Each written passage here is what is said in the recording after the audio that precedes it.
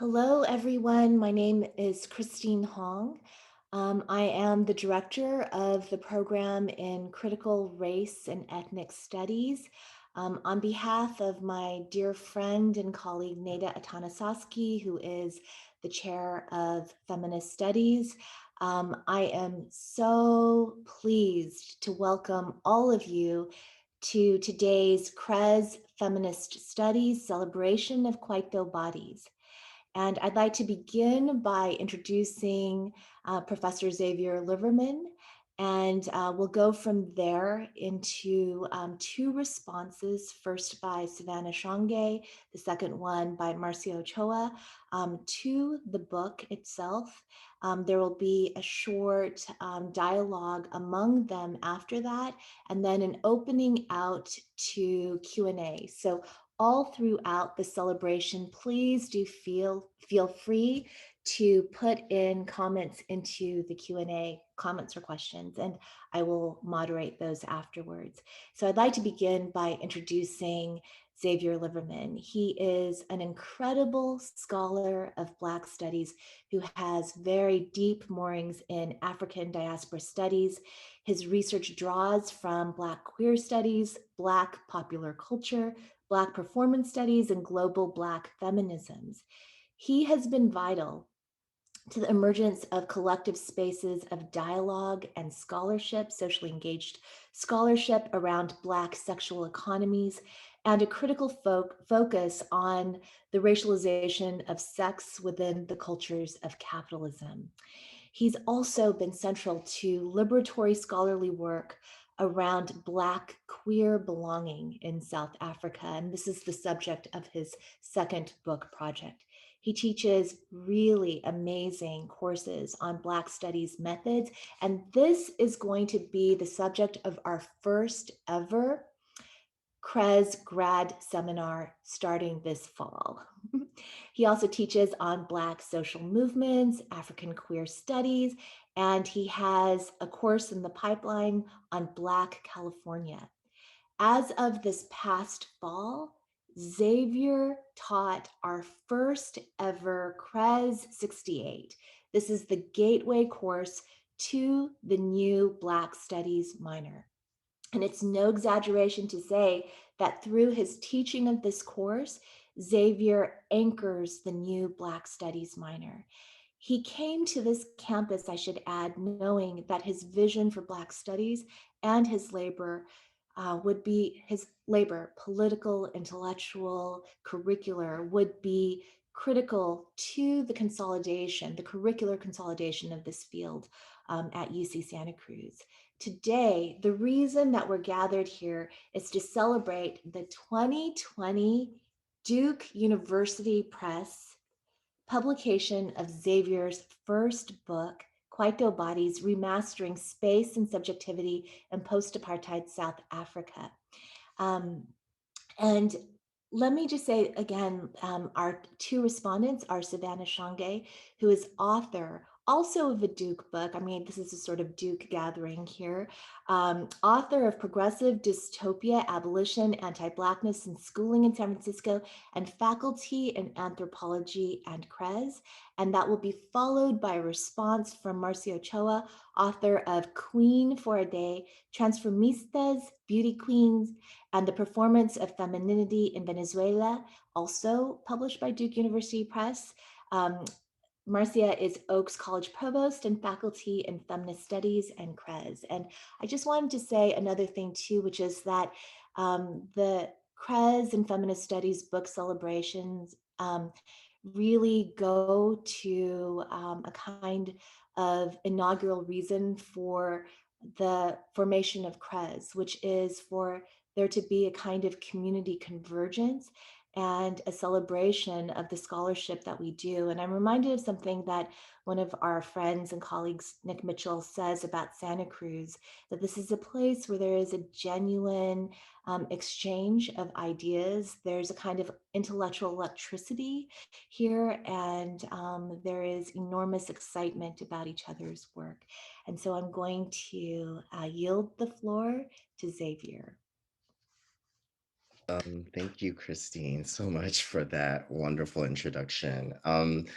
I'd like to start by just thanking Press and Feminist Studies for the opportunity to share and celebrate my work. When you write these things, and this was a revision of my dissertation, so I don't know, Nada, maybe you might see some of your help in my intro and first chapter there in the book.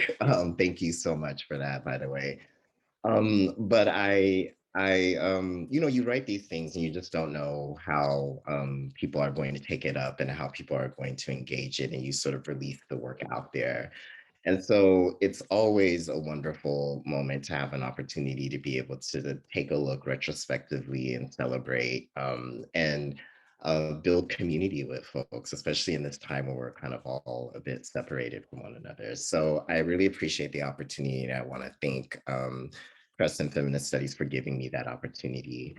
I also want to thank my colleagues, Savannah and Marcia, for their generous reading and their offering of comments on the book. I really do appreciate that.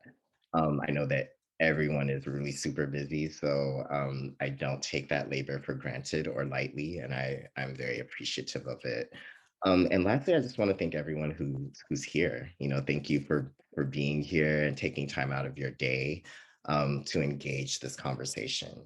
What I'm going to do today, so I mentioned to Christine and Nada right before the talk that I kind of gave a version of my book talk basically as my job talk last year. And I know that not everybody who's here on the webinar today was there for the job talk, but I think there's enough of an overlap that I didn't want to necessarily do that again today. But I thought that what would be really interesting and useful today is to talk a little bit about, I guess, different kinds of notions of process and in various different kinds of things I was trying to negotiate that kind of led to what you see in the book. I will add that I do hope that people did have the opportunity, or maybe afterwards can have the opportunity to read the free introduction to the book that's available on the Duke University Press site. And I believe it is an ebook available through UC Santa Cruz if you just want to take a look at further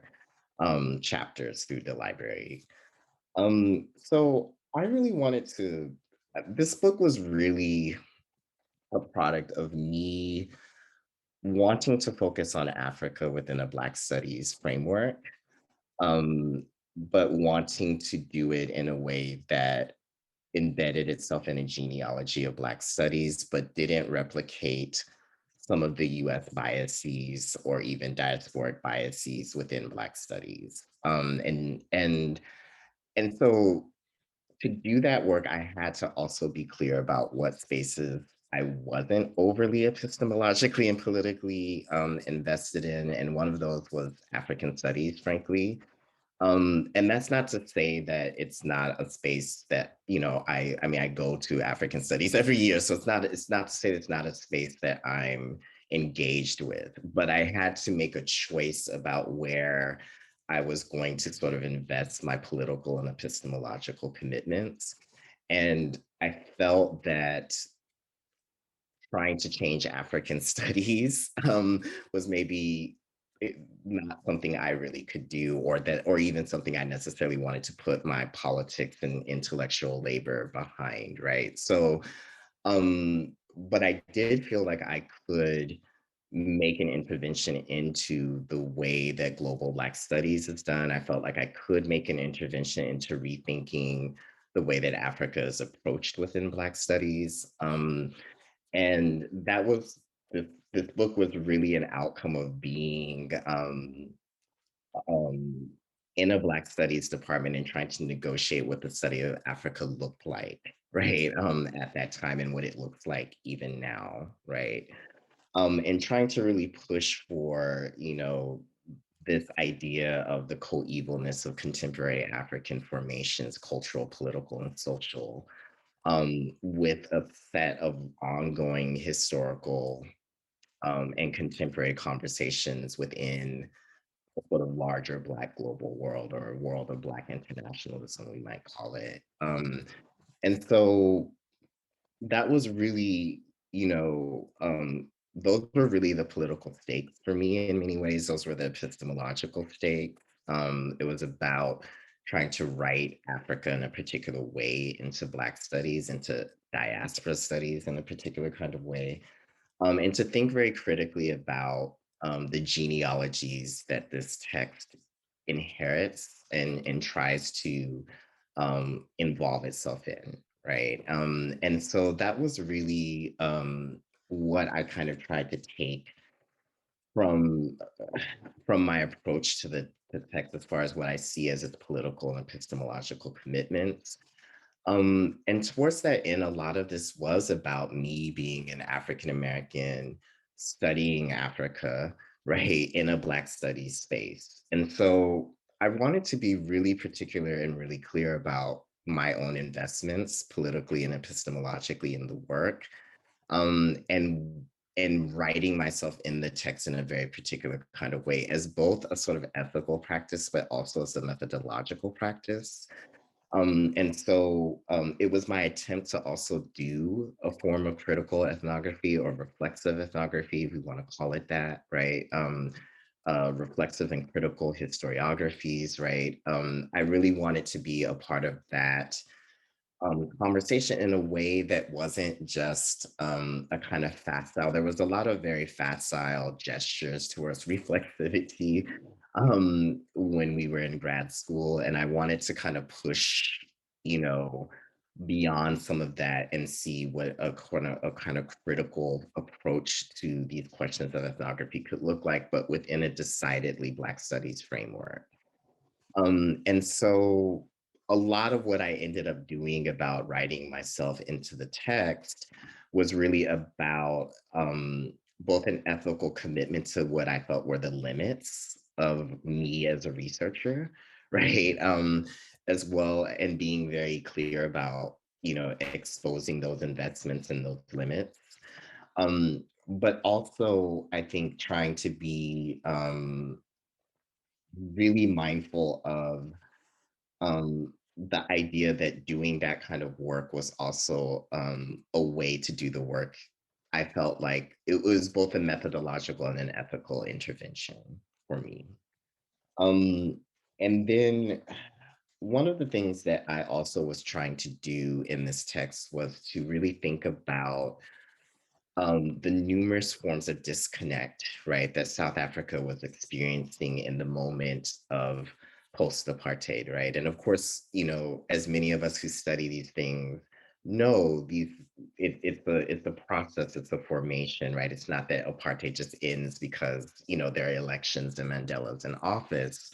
And so there are continuities, there are afterlives of apartheid. And part of what I wanted to kind of deal with were the contradictions of that many Black South Africans found themselves in, of having kind of survived apartheid, only to kind of be ushered into new unfreedoms, right? And so part of what I wanted to do was to think really critically about where are some of the other imaginations for what post-apartheid society could look like, for what freedom could look like, for what was supposed to happen, right? Like what was supposed to happen once this system, the political, social, economic system ended or came to a formal end, we might call, right? And I wanted to look at some other places other than more traditional sites of quote unquote politics, to think about where some of these voices and stories came from. And having come out of Berkeley and been trained by Barbara Christian, I just kept remembering about the various different ways in which Black folk theorize, right? And therefore the various different ways in which politics are done or imagined. And I really began to think about how popular culture, and particularly the youth popular culture of the time in the 90s and the aughts in South Africa, was providing this alternative political vernacular, to sort of borrow Kaguru Masharia's phrasing, right, in his concept. And I thought there's something there, right? In that is worth exploring. That is not to suggest that what's there fits neatly into notions of progressive or radical politics, right? But it is to say that there's something there that must be reckoned with that I felt like was the source of such dismissal and such degradation. And it made me think about the kind of violence that's enacted on Black South African youth, right? That the cultural formations that they create, the performances that they engage, the music that they engage, the spaces they inhabit are always sort of consistently denigrated, and it felt like it was a denigration from all spaces of the political spectrum, right? And so I wanted to think about, without falling into some kind of critical romanticism, right, about these cultural formations, like recognizing their really obvious limits, their imbrication with capital and so forth, right?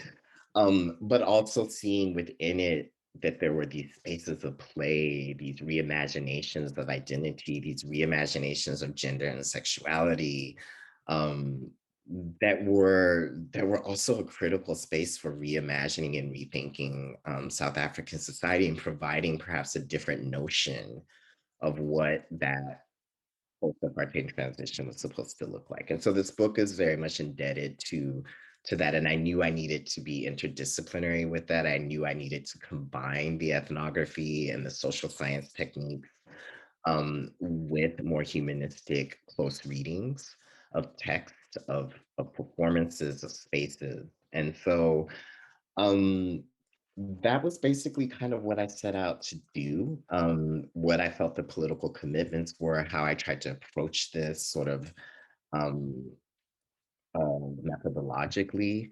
And I think I invite conversation and discussion. And of course, I can talk more specifically about things in the book if people have questions about that or just anything around the music, South Africa, et cetera. But I think that this will be a good time for me to, I think, stop and allow for some reflections from my colleagues.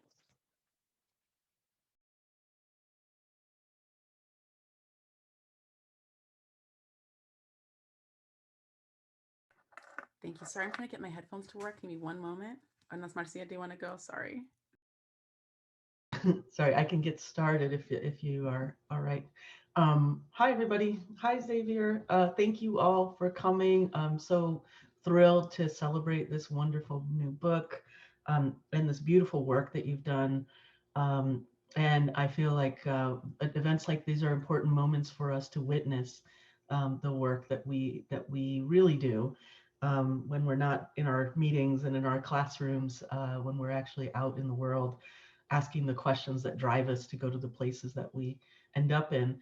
Um, so one thing I wanted to start out with was this, and that I kind of held with me as I was reading your book, Xavier, was this thing that Frances Aparicio once said when she introduced her wonderful study of salsa, listening to salsa, which was, it's kind of an old phrase that has many different people attributed to saying it, but it says writing about music is like dancing about architecture, right? And so that was one question I had as a writer, and thinking about moving through such a vibrant social scene, such an amazing world of music and sensation and experience. How does that translate to the page, right?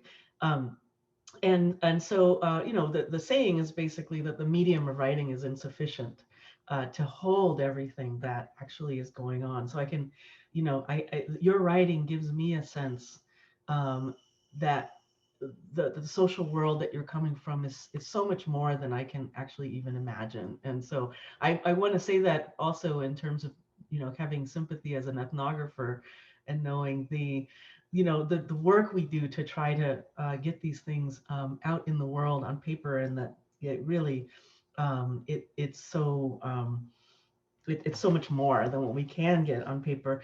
But what I really appreciate about the way you write is that you take us into these moments without having that kind of um, ethnographic spectacularity, right? I mean, there's certain things that you don't completely like let us into as readers, and I think, and I appreciate that about your writing style, but I think that feeling the throb of the music, feeling the transit of the spaces, the scene in the parks, all of these different moments, the performances. I highly recommend to everybody that you take a look at some of the videos that Xavier recommends in this book. And I was happy to have Spotify with Kwaito on repeat all weekend long preparing for this, because it really does give you a different sense in the body about what might be going on. Um, but I want to situate your work, of course, in many different places, and but I want to particularly appreciate its situatedness within queer ethnographies of race, nation, and performance. And I think a an analytic that uh, essentially refuses to kind of put queer bodies, trans bodies in a special category outside the nation, but that insists on the embeddedness of our bodies in those concepts of nation, and moves into a critique of the nation and its sort of hetero patriarchal narration from those spaces as essential to and of the nation, as opposed to something outside of it. And I think that this is something that you've done really beautifully here, by focusing on a music genre, which and a dance, a set of practices around dance and consumption and pleasure. So I really, really appreciated that about how you framed the book. Um, One of the things I wanted to explore a little bit more, and I would love to have this conversation with you and Savannah, and I'm sure we could talk for days about this, but it's really about what we do when we do ethnography, right? Like I think that one of the things that you've shown really beautifully in this book are the sort of multiple levels of knowing that you are developing as you do ethnographic work. I think we have this kind of colonial imaginary of like an intact white masculine subject that goes to an intact other site and extracts. But really, the way we do ethnography is about a constant, as you call it, remastering, right?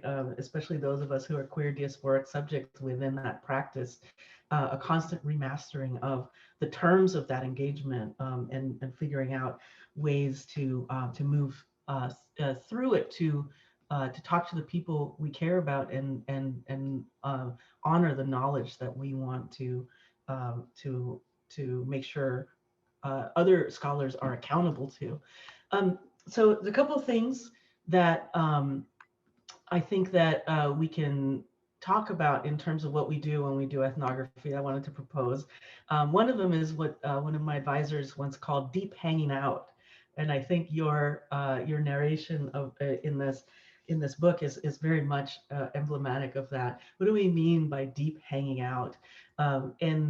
So I would just say to, especially to students in in the event today, that if you're looking for an example of how to do that. I think we talk around this practice a lot in in our seminars, but that actually this idea of being with people, being in a place, being attentive. At one point you talk about people watching. And I think that's something that we probably share. I sort of just realized that I wanted to be an anthropologist because I pretty much would be people watching my entire life if I didn't go get a degree in anthropology. So, but this idea of like hanging out in this way that is, uh, you know, uh, you know, somebody was talking about this as observant participation rather than as participant observation. Um, and so that's one area. I think the multiple literacies and reading practices that you demonstrate, especially in, like, I think it was chapter 2, Josie Knight's, that you know, you're able to read, you know, your reading of Beyonce's, you know, Girls Run the World. Just being able to see all of the different things that you were able to see in that video was really fantastic. And just, you know, it illustrates very well for me how you have to kind of work at you know, knowing those things in order to be able to see them. In part, it's because of the time that you've spent in this place. Some of it is partly due to how you've studied, what's been written about it, but far more than that is the knowledge, that the embodied knowledge that you build as you be with people, right? And then, you know, finally, I think another really wonderful methodological approach that you employ is that co-performative witnessing. Conquer Good's really wonderful notation of you know, ways that we can be with each other that aren't extractive, that are about witnessing. So those things are all really wonderful aspects of the work that you've done.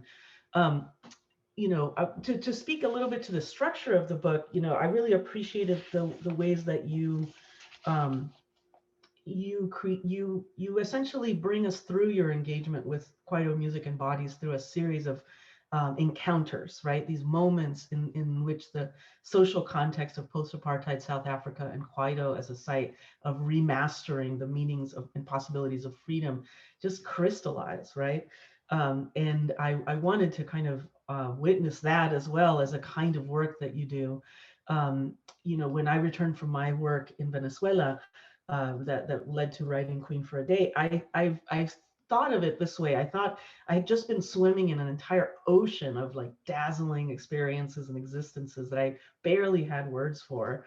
And from this ocean, I was able to come back to the, you know, my home to Oakland and bring back like a small medicine dropper bottle full of moments that stayed with me. And from this tiny bottle, I could take a medicine dropper every once in a while in my writing practice, which is so much more isolated than what I had just been in, and just drop one tiny little drop of that experience, and it just like suffused the what I was trying to get across with the color and you know, intensity of that one crystallized moment.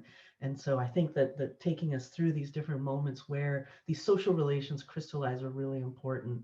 um, I thought that your approach to positionality is something that anybody who's doing ethnography needs to read, and particularly the way that you describe that first encounter, which I think you don't actually number, but that first encounter of being pulled over and arrested for potentially being an illegal immigrant, right?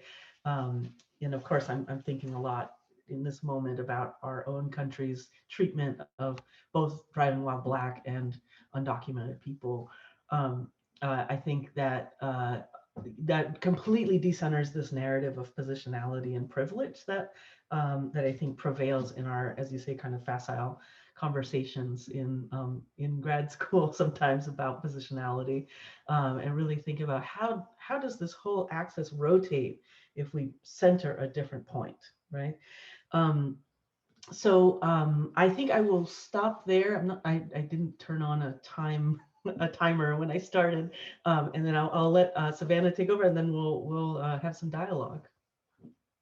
Thanks. Wow, you both have me now thinking in so many different directions. I want to say thank you again, Xavier, so much for this work, and Marcia for those comments. Speaking of being pulled over and the interpolations of our spaces, some of you might know the last time I was pulled over was actually on the Santa Cruz campus. And so I think the ways that those kinds of showing up in the wrong place and time are inescapable is really on top of mind right now. Anyway, thank you also to Christine for putting us together, to bring this together. And I think I was invited to speak as kind of like a serious Black studies scholar and talk about the impact of this incredible work on the overlapping fields of Africana and queer studies and the practice of ethnography. And so I'm just gonna ask forgiveness because that is not how I encountered this text, really. Your sweaty, insistent, intimate engagement with Black South African cultural labor, Xavier, interpolated me as a dyed-in-the-wool, gay as the day is long, 90s club kid, right? And so I grew up, I've been going out since I was probably, 12 and a half, 13 years old, in a space where there were both gray area and also legal uh, uh, youth day parties, not capital Y, not capital D like yours, but on the dance floor. And I'm not sure, I mean, like Marcia, I also have been pre-gaming at this point for weeks with a Bluetooth speaker turned up too loud, listening to Thebe and Chico and Mapapuzzi, and of course, a transcendent, late, dangerous woman herself, Lebo Matosa. So thank you for giving us this music. Refracted across time, space, and history, my body and spirit read this text as an act of rhythmic and critical love. So before kind of turning to the more cerebral element of my comments, I just really want to thank you, Xavier. Thank you for sharing this 250-page dance with us, for thinking with generosity and love about the spaces and moments that get scuttled off the table of serious Black studies, relegated to the marginalia of our political imaginaries, especially in this moment when so many dance floors have gone dark. And those that operate now do so even under more surveilled, more policed, and potentially deadly circumstances, given the airborne racialized pandemic of COVID-19, which of course we know echoes and builds upon ongoing racialized pandemics that circulated on dance floors, right? But what Kwaito Bodies reminds us is that these collective practices of music, dance, and consumption have always been dangerous, right? Not necessarily in the same mode as overtly political revolutionary action, but perhaps precisely in the ways that Kwaito practices diverge from inherited scripts of the properly political. So when I read it from my positionality as like a Black Americanist of sorts, I'm really struck by this paradigmatic shift offered in the grammar of your inquiries. This book is very deliberately, at least to my reading, not a book about like title case, the Kwaito body, right? And so as someone who's trying to think Black life in the US, in its properly transnational context, there's an obsession with the Black body, not just in academic circles, right, but also in our political frameworks that can be maddening for me in its unintentional evacuation of life from us in the very lamenting of our deaths.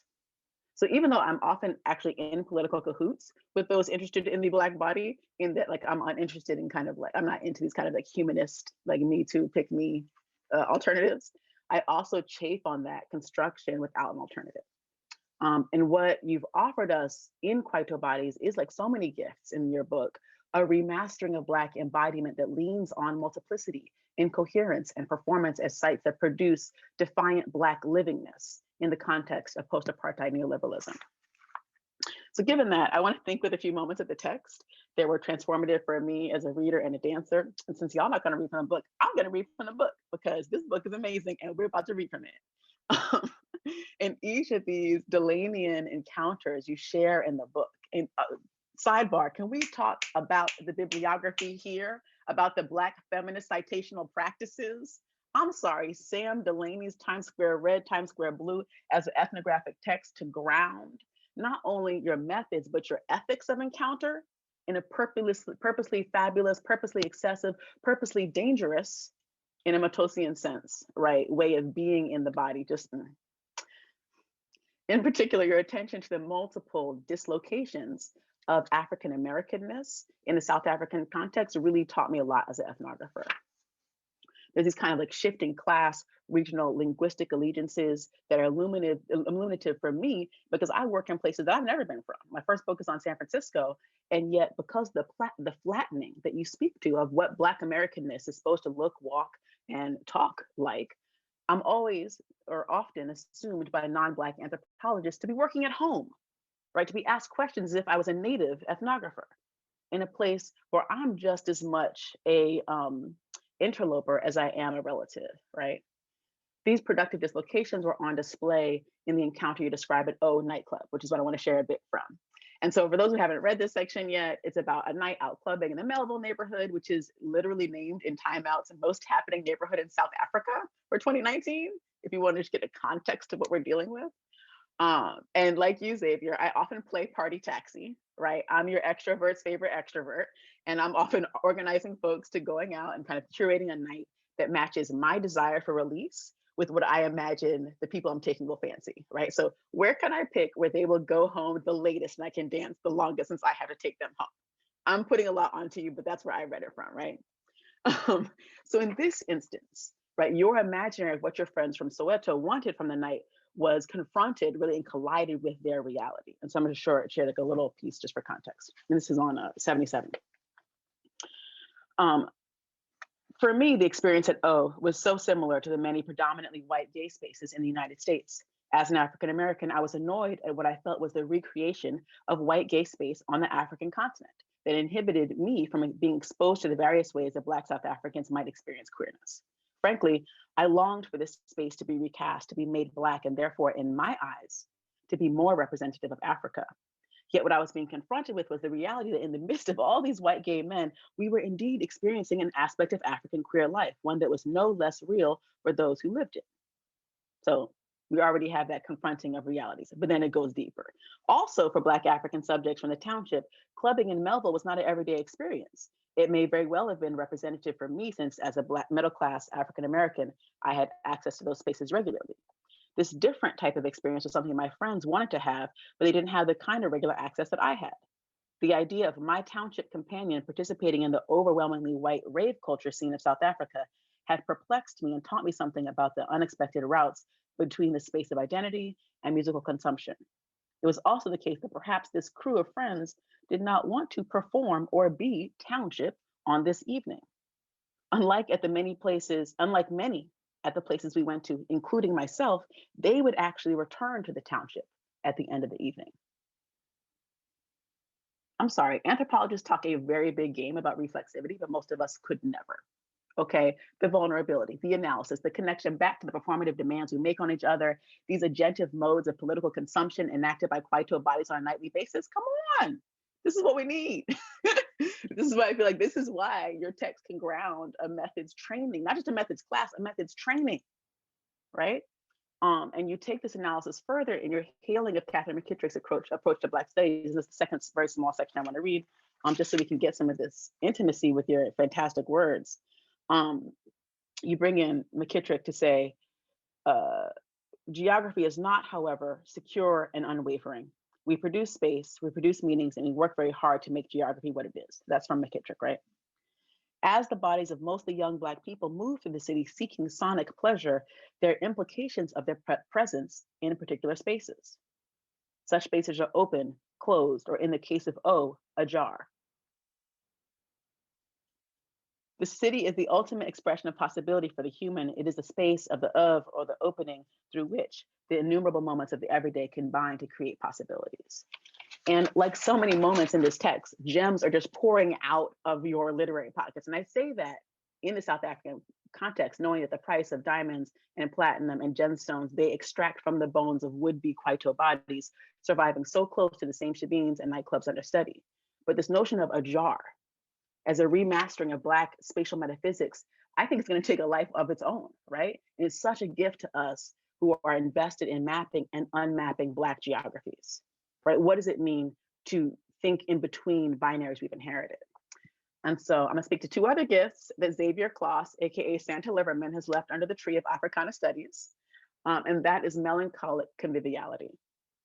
So in a book about remastering, this term is a little bit more of a remix, right? Melancholic conviviality builds on Paul Gilroy, but as a critical construction project, it also does a little demolition, which you know I am here for. As a framework that thwarts the teleology and, to be honest, the tired Black liberalism that can be ensconced in a binary reading of melancholia here and conviviality there. Xavier's collapse or melange, bringing together of melancholic conviviality, remasters Afro-diasporic freedom dreams and invites us to wake up from our collective disco naps awaiting revolution, and instead get up and spend the night out together. And this is one of the kind of the questions I have for you, when we get to that moment, if there's time, is about how is the politics of exuberance a different song than a politics of Black joy, right? Are they on the same mixtape? Are they a hi-hat and a snare woven into the same rhythm? How do we understand these things in relation to each other, particularly in that kind of downbeat of melancholy? And finally, I just want to say a word or two about Afro-diasporic space, which of course Xavier has so elegantly demonstrated as a mapping of a perforated, cosmopolitan, and yet also deeply locally rooted South Africa, right? Um, Afro-diasporic space has also given me the tools to recognize a cartography capacious enough to map the nightclubs of my youth in Philadelphia. Club Fever on Chestnut Street and The Rock in Soweto are both coordinates in this space you have conjured, coexisting in the same temporal era across radically different Black histories and geopolitical realities. In this way, Kwaito produces not only Afro-diasporic space, but also Afro-diasporic time. In my weeks of listening to Kwaito playlists and DJ sets, I've heard samples from house classics from Soho and Inner City, heard the loops of British and US hip hop chart toppers. And we're familiar with this kind of palimpsestic orality as a marker of global Blackness since the last quarter of the 20th century. But Kwaito's Afro-diasporic time also shows up in the embodied locale, right? A remastering of public memory and private trauma. And I'm thinking about, and with that chapter on Youth Day celebrations and school uniform parties, in which I won't get too much into it, but essentially people are literally, wearing school uniforms to parties that celebrate / honor / it's a kind of bringing together of kind of joy and grief in the same space. These school uniform partiers remember the Sharpeville massacre while also channeling far less spectacular modes of youth grief, right? Of youth lost or ennui. They're actually wearing the same clothes that they did themselves as youth, right? Queering and adorning them for a future and aspirant self in ways that make me also think about whether they're political, just remind us that political imaginaries are not aspirant nations, right? They're creating aspirations that are not, that may be syncopated with, but are certainly not on this, they're not clapping at the same beat as the nation. And this interpolation of national memory, performance as politics, and the audacious agency of self-fashioning are a crucial reminder for me to bring our spatial imaginaries of diaspora into friction with differential, plural notions of Black histories and Black futures. In the words of Boom Shaka, it's about time. So I'll stop there, but thank you. Wow, thank you both so much for those generous comments. I feverishly wrote, but I may have missed some of the primary kind of questions. But Marcia, first of all, thank you for reading queer project kind of didn't, and I think that was the aspect of the work that I really had to develop and weave in, because the more and more that I dealt with my own embodiment as a researcher doing the work, the more and more queer the project had to be, right? Because it had to be informed, in many ways by, my sort of my embodiment and my engagement, and who I was going to these parties with and where were we going and how are we, how are we engaging the space? We were doing that as queer subjects by and large, right? And so I want to thank you for sort of your attention to that. I think that you asked me a question about sensory experience, and it is so difficult, right? It is so difficult to kind of write something sonically or something that comes from an orality, right? Into being with writing, and there are ways that, I mean, one of the things I hope that we ultimately get to, right, is books that can have sound and video kind of embedded in them in some kind of way, right? Both electronically and hard copy. I don't know exactly what that would look like, but I do think that. But I also take it as a challenge, and it was one of the reasons why I got into the sort of Concord-Goodian language, and the sort of borrowings from D. Sweeney Madison, right? Because I really was trying to think about how performative writing could help me at least capture just a little bit, right, of what was being sort of experienced sensorially, but was difficult to actually put down on pen and paper in words, right? So I agree with you. And one of my laments, but I'll provide links to the Spotify playlist that I made, and then folks can look at other ones. But one of the things that one of my limits is that we're having this conversation without playing Kwaito, right? And I thought about that, and I thought there's a little hypocrisy there, but hopefully folks will bear with me. Generally, when I do talk about Kwaito, I make that point of always playing something, right, so that people have some kind of sonic experience. Um, so definitely my writing was an effort and an attempt to try to address some of the dislocations between um, the sensory experiences that I was engaging in and that people were describing to me and that I was observing as well, right? And the page, right? And and I appreciated your comments as well about observant participation and deep hanging out. I mean, I really began this project from a very cultural studies perspective, right? Um, and then, because of things that I was trying to do, I needed to become slightly more anthropological and performance studies. And, like I had to reach into these other areas that were not necessarily my areas of expertise because I needed a practice that would marry that deep hanging out, right? And I had to, in many ways, go to anthropology and go to performance in order to get that. But I do think that, I find it heartening that you pulled that out because I do think that's ultimately what was happening. I was very fortunate, and once again, we have to talk about that, right? I was very fortunate to get the funding to be able to do that.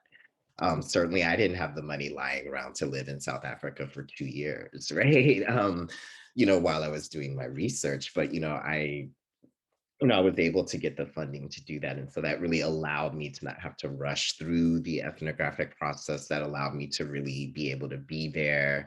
And I got the funding to go there basically every summer while I was in graduate school. So I was very fortunate with funding, right? And I just know that those, funding streams are drying up and so forth, becoming more difficult, et cetera.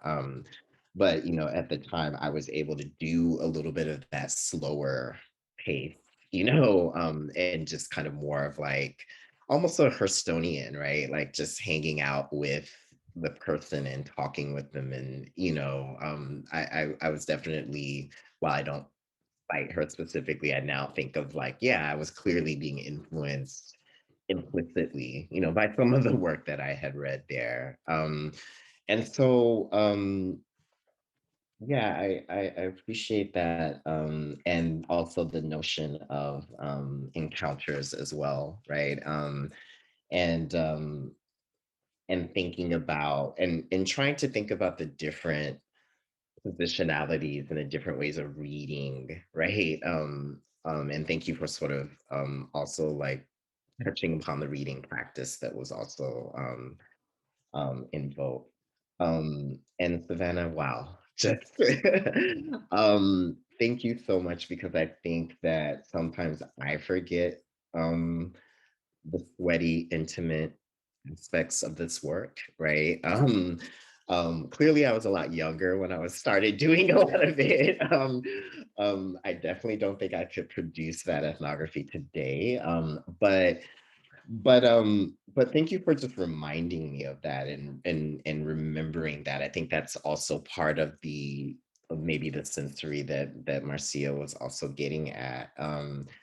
This notion of but I also want to just also show how much I appreciate the fact that you saw the love that I had, right? And the care, right, for the people, for the community, for the music, for the culture.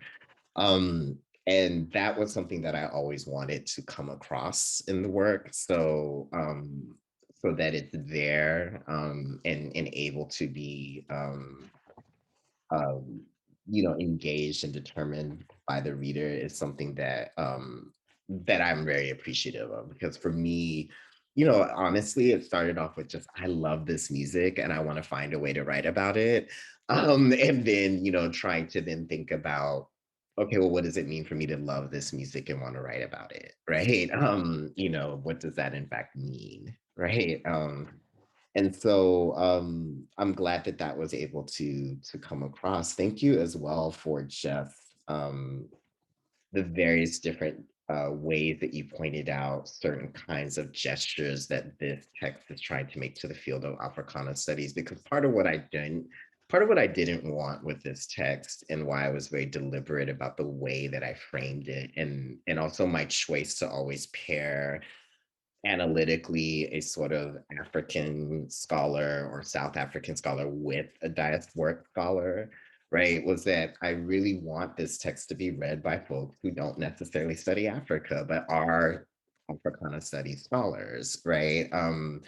I want them to see that, there are things happening methodologically or theoretically that could be of interest. And I find that oftentimes those of us working Africa read the, diasporic stuff, but the vice versa doesn't always happen, right? And so what I really was hoping was to kind of open that up, right? And try to produce a text that would allow for some of that cross-fertilization in the reading practice. The multiple kind of mobile dislocations, it was, also kind of informed by a bit of autoethnography as much as it was, my own participant observation or observant participation. I love that. And the co-performative witnessing, right, from Conquer Good. Um, and so I'm glad that that was able to come out. I really wanted to try to think about these sort of destabilizations and multiplicities and imaginations that we have of each other, right, across and through the diaspora. And I honestly did not see my reading of O like that. So thank you so much. I mean, one of the things that's so wonderful about these moments is also just getting critical insights that you didn't even necessarily think of. But when someone reads it for you and brings it to your attention, you're like, oh, absolutely. Like that, yeah, I wouldn't have been able to say that or put it in those words. So I really appreciate that insight. And also that you read a bit from the text. Thank you. And I definitely think that there is an engagement with Gilroy and with Africana studies in this text throughout, but particularly with some of these gestures like melancholic conviviality that and I agree with you, it was my remix. And honestly, um this book was almost called remixing. Um, but I'll just tell you a quick story there. I was working with my dear colleague Lyndon Gill, and he just said, you know what, every music book has remixing in the title. And let me be clear, this is not a shade on anyone. There's a lot of beautiful, brilliant works of popular music with remixing in the title, but it is a popular framework, right? And he just said, I just think you need something that's a little different and speaks a little different. And he was actually the one who suggested remastery. As an idea, and then I just took it and I was like, oh, it just kind of was like a da-da moment.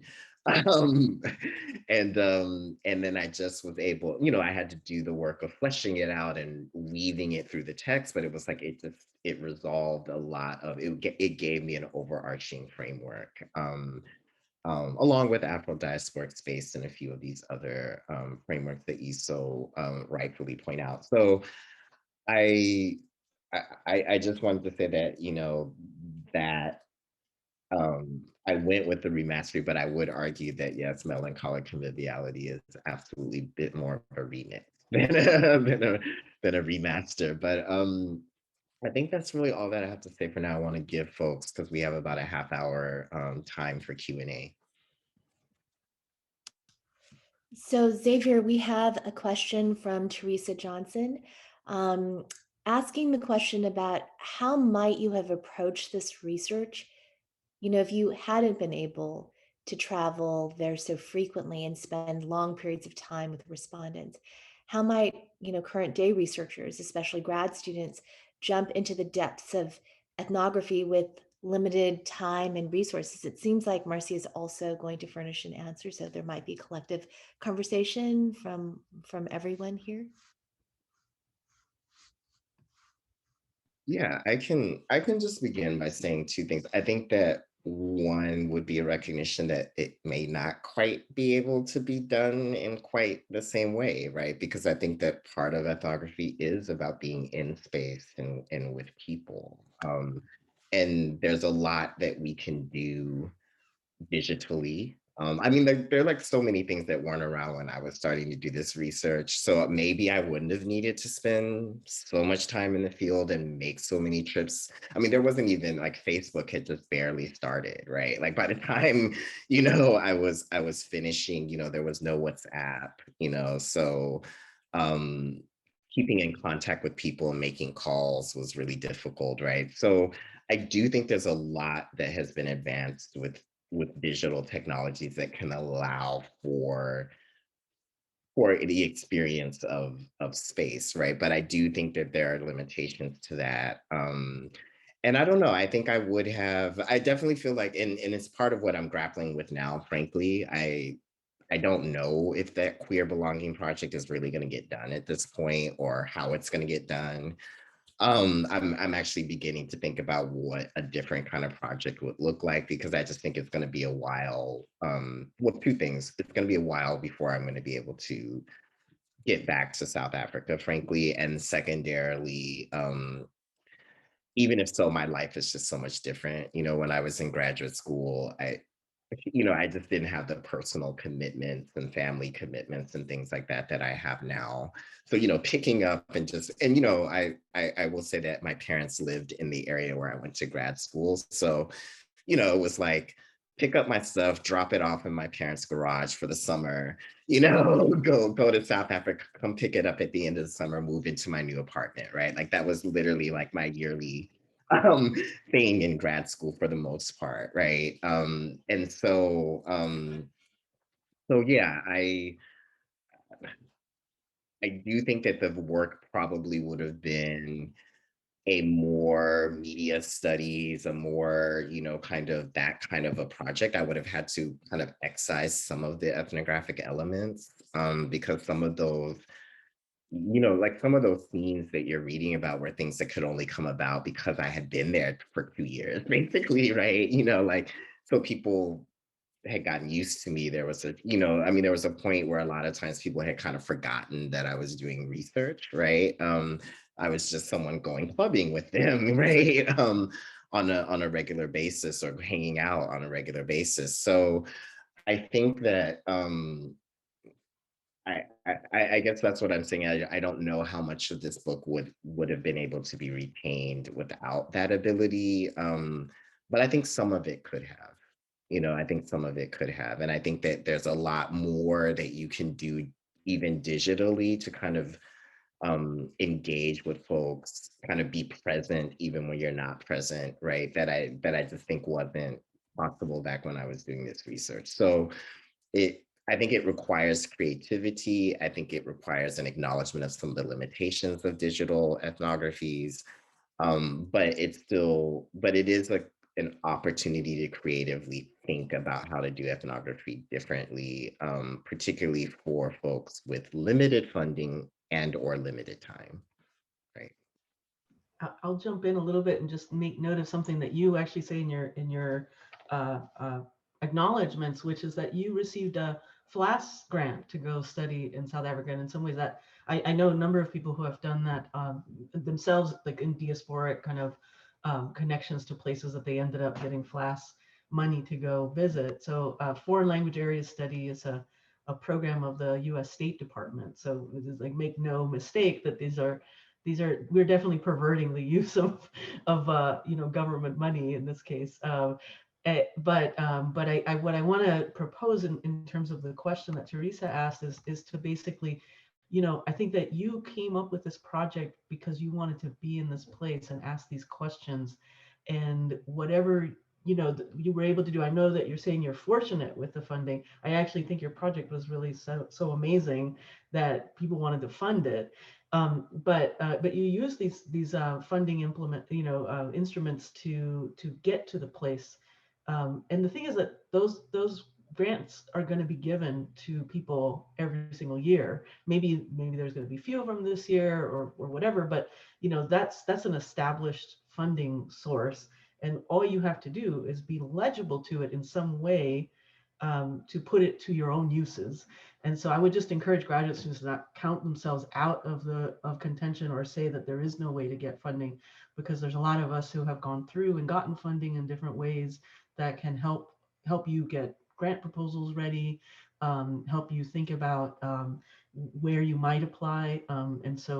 But I will just say that FLAS, as one, this is like an artifact of that system, just like some other diasporic work. Like I know Martin Manalansan had a FLAS to go to the Philippines. So you can use these things for purposes other than which they were intended. And I Right. appreciate. I appreciate you, Marcia, saying that this is a perversion of state funding, but obviously as a state university, all that we do is perverting. And so I also am gonna be a little bit of a hater now, which is to say that I think ethnography does presuppose time. Like it is methodologically it's constituted by time and contact. And so, but I think the time is not uh, negotiable in the sense that like you produce certain kind. This text comes out of, I mean, as I read it, depending on the cut, maybe 20 years of engaging with a genre and a place, right? My book comes out of maybe 15 years. While the time is not is kind of a constant, I think how you think of contact is much more expansive and much more preferable and much more pervertible, if you want to talk about it in that way, in the sense that it doesn't need to be 3 years in a block, right? So those summer touches, those trips, right? So I think if you're thinking about examples, if you look at Bianca Williams' book, Pursuit of Happiness, she's writing about, which I know you engage with as like a scholar of like Afrotourism, right? But thinking about, I'm talking to Teresa, but like thinking about the way that she narrates time in these batches of moving between the online space to week-long trips, online space to week-long trips, right? So you put together an amount of time in the field, it probably adds up to less than a year, right? But the way that she's able to think about contact across these different spaces, I think is really important. I'd also say that the other way you can stretch that out is ethnography is done in the place that you are, right? So wherever you are is a field potentially. So part of it also may be, as opposed to thinking about the field is over there, right? Where are you and how is the place that you are and the time, where you're moving and picking up your kids and dropping them off and all of that, how is that also perhaps preferable with the things that you want to talk about, and how there may be a little bit of artificial binarism between home and field that you could break apart in a way that's useful for expanding the analytical purpose of your project.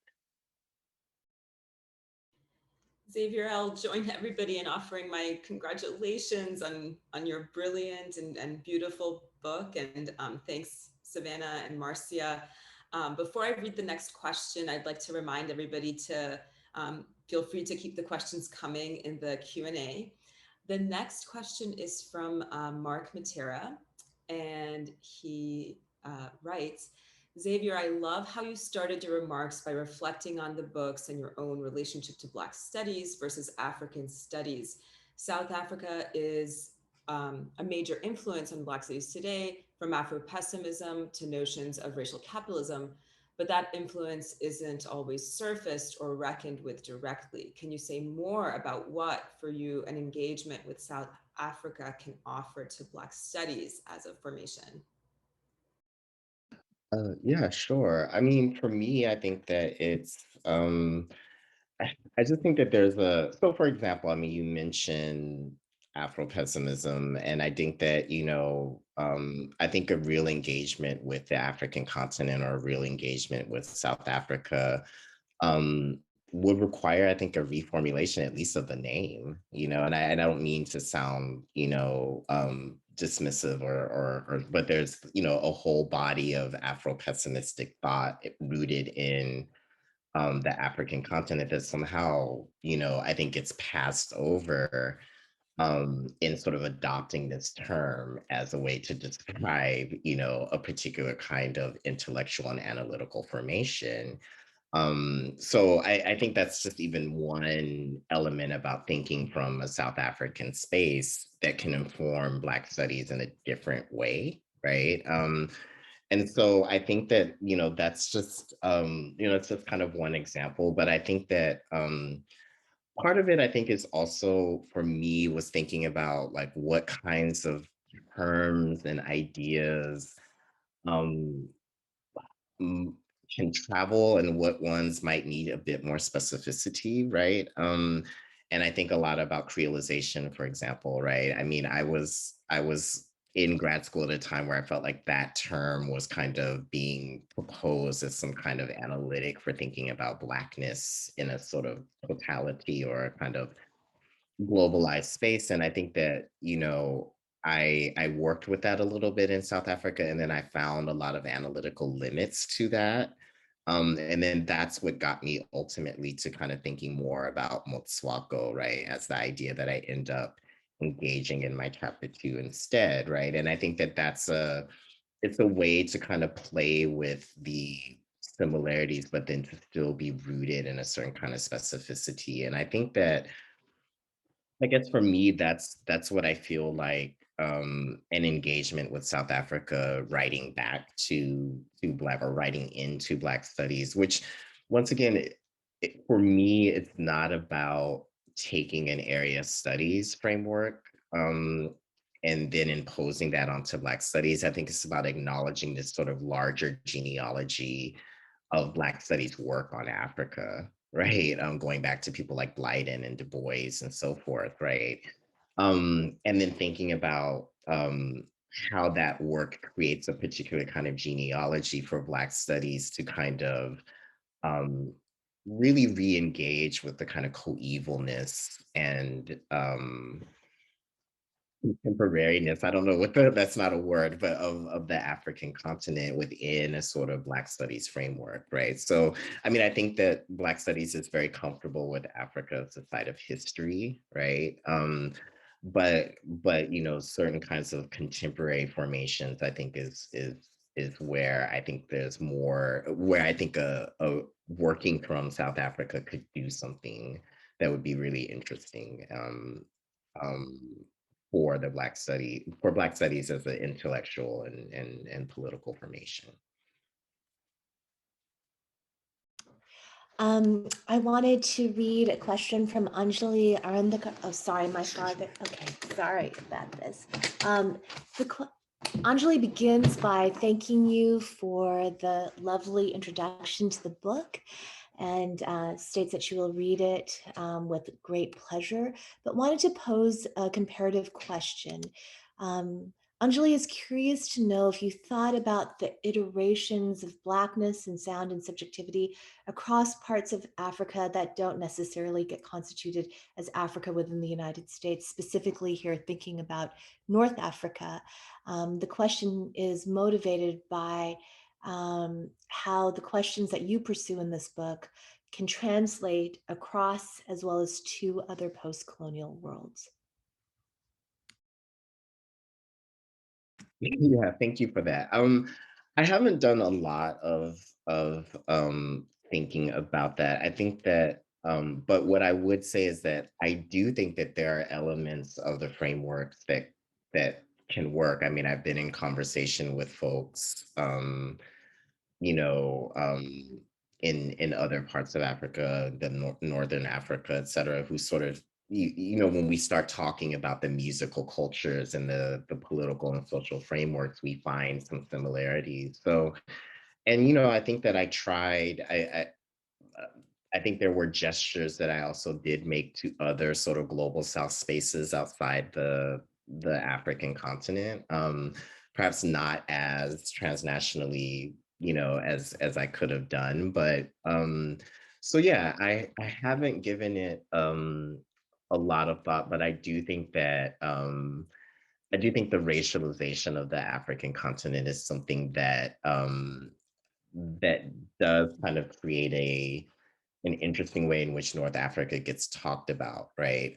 Because it gets talked about in many ways um, as if it is not a part of Africa in a particular kind of way, but also there's a way that that kind of erases the Black experience in North Africa in a certain way, right? The fact that, there are actually very large communities that would be racialized as Black in those spaces, right? And so I yeah, I think that there is potential cross fertilization. And I've been talking to, for example, a graduate student who's working on the music in Mumbai. I think it's the city in India around, and really found a lot of resonances with my work. So we've been having more and more dialogue and conversation about what some of those connections are. And I don't know if you know the student Anjali or not. Okay, we have a question from Neil, who thanks you for your book and talks about what a wonderful experience it was to get to read it in his feminist studies graduate seminar on methods. And he says, we noted in particular your use of Audre Lorde's discussion of the erotic, which encompasses and goes beyond sexuality.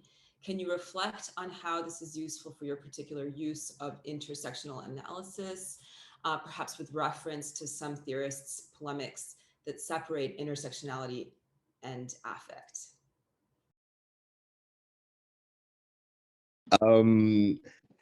That's a good question. So for me, what I was trying to, so part of what I was really interested in when I was rereading, Lord's essay on the erotic, is I was really interested in the fact that she specifically mentions music, right? And she specifically talks about music and I think I'd missed that in all my like 20 or 30 previous readings of because I think I did have a tendency to sort of focus on my understanding of the sort of sensual but the capaciousness of the term, and the fact that there's a kind of specific reference to music as a site of that kind of erotic possibility, right? Was really interesting to me, because I felt that a lot of the condemnation, right? Of the musical and cultural form was because of this fear of the erotic, right? Of this distrust of it. Particularly, I think a distrust of it in its kind of overall formations, but particularly in its queer and sort of femme-centric, manifestations. And so that was really what I tried to think about. And I guess for me, I I don't I don't necessarily see I don't necessarily see that polemic as being. Now, I will say that, I think my work is very implicitly deals with affect, but not so much explicitly, right? But I think I don't see them as necessarily polemically like opposed to one another, right? I think there are very really interesting ways that a few folks have been working on, Black feminist affect and forms of intersectionality in relationship to affect. So I understand why there might be a reason for polemically suggesting that they, are distinct, but I actually feel that there's nothing inherently suggesting that that should be the case. And I think that to some extent, perhaps as you pointed out, in ways that I didn't necessarily consider, my book kind of suggests a way to think about that, um, in a way that kind of pulls them together, right? Rather than suggest that they are kind of different modes, or even oppositional modes of analysis. Jennifer Gonzalez thanks everyone for a really wonderful presentation, and um, points out that this presentation raises many questions about diasporic time and space, both as an object of study and also the basic conditions of ethnographic research. She wonders how this project and its focus on dance and social networks intersects with current discussions about safe space and social life in contemporary Black studies. Do these terms translate to the South African context, or are they not relevant or applicable? So, yeah, so I think they are relevant and applicable, just to the extent that they do come up in various different kinds of feminist and queer discussions. And in my conclusion, I talk a little bit about pussy parties in Johannesburg, and how those are kind of these spaces that have kind of been curated by two women DJs to kind of create, I mean, in some ways, you know, quote unquote, safe space for women in nightlife, right? So I think that it is absolutely a conversation. I think that interestingly enough, Faga, who I talk about as well in my conclusion, the sort of performance duo, kind of make this argument there really is no safe space, right? And so they kind of talk about space in a different kind of way. So I definitely think that there's intersection with it. I think that I am not I don't, but I actually, and I think Savannah brought this up in her response. But I actually see these spaces as dangerous, not safe spaces, right? And they're dangerous for a variety of different reasons, and danger kind of always lurks in certain kinds of ways. Um, but I definitely see the connection with social life and types of discussions, right? And social network types of discussions. So I definitely see those connections. And I would not say that they're not relevant in the South African case, right? Now, whether they would be relevant in all, you know, spaces beyond, I wouldn't say that, but I think in South Africa, these discourses of social life and safe space are definitely part of activist and academic discussions, and um, particularly around leisure. Yeah. Okay, so we have a question from Jared Gampel, a two-part question. First, you mentioned that your project began working within a cultural studies framework, and of course, Gilroy's work on Black music and diaspora comes out of this tradition. But since figures like Hall and Hebditch are not your primary interlocutors, I'm curious if you understand your work offering us something new for a more contemporary theory of subculture. Um, Maybe I'll let you answer that question, and then we have so many more lined up that we might move on to another person's question after that. Sure. I mean, so what happened was, so absolutely, I read all the, you know, all the traditional cultural studies folks, right? Read them all, you know, in preparation for my qualifying exams and so forth. But ultimately, and I think it was because I had one of my so Jocelyn Guilbeault was on my committee. And she just kind of was like, you know, as a French person, there's something about subculture, you know, like, you know, in her beautiful accent, you know, that just doesn't work for her from like literally like a linguistic framing, right? Like of the term. And so I think she encouraged me to kind of look elsewhere other than kind of subcultural theory. So I don't know if I'm really I don't think that I'm really attempting to contribute to that discourse in many ways. I think I kind of don't necessarily argue for Kwaito as a subculture really, or engage a lot of that work around subcultural theory. But of course, you know, Gilroy is an important interlocutor, and he comes out of that tradition, and that's, you know, that's a tradition I was absolutely working with. So I think that yes, there's definitely. So I think it's a yes and no, right? I think that part of it is there was a desire in some ways for me to kind of avoid subcultural theory, and didn't necessarily find it an apt descriptor for freaking social processes.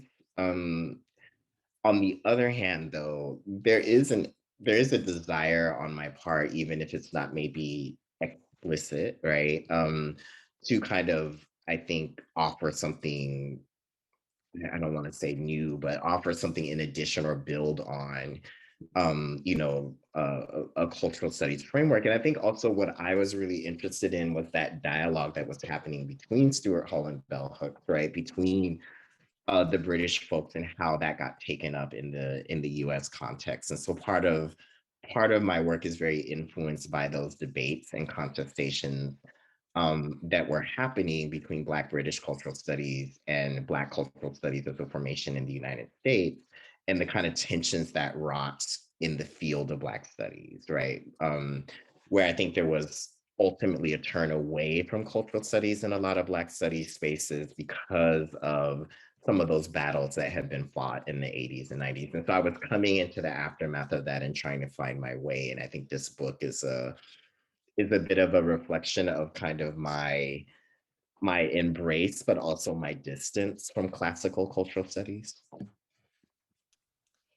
So Xavier, there's so many more questions people have really like, they're just so excited to engage with your work. I wanted to say that some questions have come in through the Q&A and some have come in through text. So Sean Noor began by just welcoming you into this celebratory space and just thanks everyone for a thoughtful and fun engagement with your scholarship, and states that she's really astounded by the thematic frameworks that you carry through the book: exuberance, melancholy, embodiment, and so much more.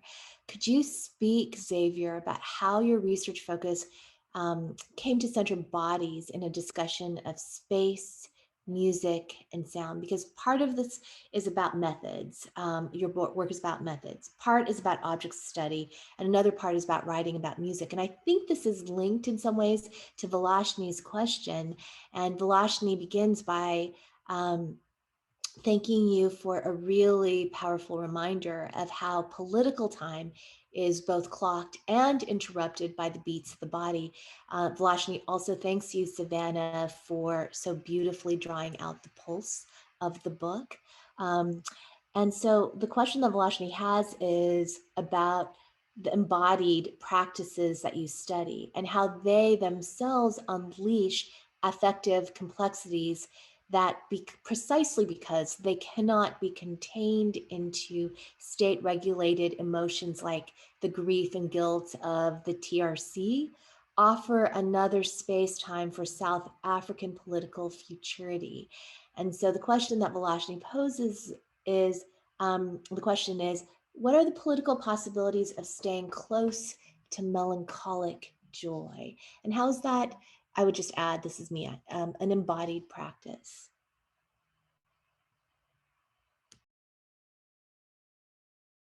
So let me start with Shaw's question. So honestly, so I want to start by saying that, like, for me, I began to focus on bodies mostly because I really wanted to I really that was the way that I experienced the music, right? Was through my own embodied practices. And so I felt that I needed to bring that into the work, but I didn't know how to initially, right? And so I was fortunate because, I went to school with a lot of people who were doing performance studies and were kind of engaging me with the Black performance studies tradition, and encouraging me to think about that as a way to situate my ethnographic practice, but also for me to get around some of the blocks I was having with my writing and some of the blocks I was having with how I framed this work theoretically and so forth. And so when I began the focus on bodies, everything kind of fell into place, right? It made sense, things connected with one another. All of a sudden, it became really clear who the theoretical interlocutors were and why, and also why I was doing certain things methodologically. So it wasn't something that I necessarily planned. I had to really reformulate my undergraduate training a lot. I was a political scientist when I when I came to grad school. And so just, I knew I was interested in questions of the political, but I knew I was interested in them in a different way. And embodiment became that way for me to really be able to think through those questions of the political in a different way. So that was really how, I mean, it was a bit of a stumbling, kind of wander through and come to this because this is what worked. But then it just all, kind of fell into place as a result. And then I guess with respect to the last question, I first of all, thank you for that observation. I definitely appreciate it. And I think so much that, I agree, like so much of what gets produced out of these spaces are things that can't be state regulated or sanctioned, right? And I think that's also part of what makes them dangerous or potentially unruly or at least unmanageable. Um, and I guess what I would say is that I I think that, yeah, I mean, I think that the embodied practices of dance, the embodied practices of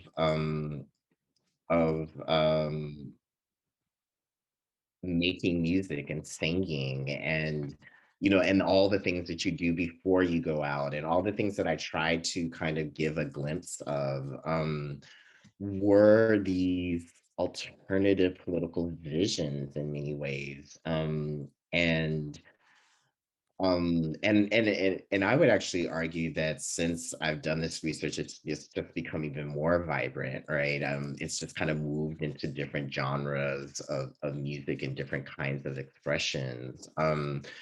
And so and I think still the state doesn't quite know what to do with it, right? The state doesn't know quite what to do with it. The sort of cognoscenti, the cultural cognoscenti don't know quite what to do with it, right? I don't know if academics quite know what to do with it. Although one of the things I've been really heartened by is the amount of there's just a really great crop of new young South African scholars coming up that are doing this really interesting work on things like Kwaito, right?